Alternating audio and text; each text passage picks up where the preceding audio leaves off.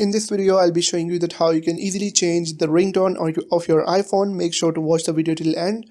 Guys, first of all, you need to head over to the settings if you want to set a default ringtone that comes in your iPhone and you want to change because there are a lot of ringtones in your iPhone.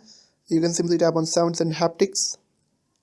Then you would have to tap on ringtone, and you would be able to find a lot of different ringtones in your iPhone that you can select as your iPhone ringtone. But in my case, as I have set 2 custom ringtones.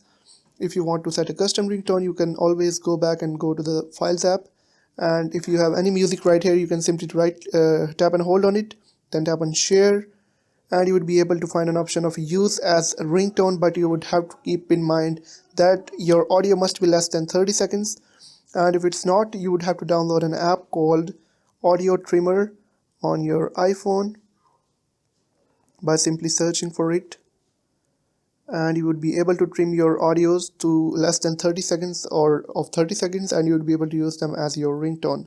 If this video helped you out, hit that subscribe button. It really supports the channel. Like the video and comment down below if you got stuck anywhere. I'll definitely help you out.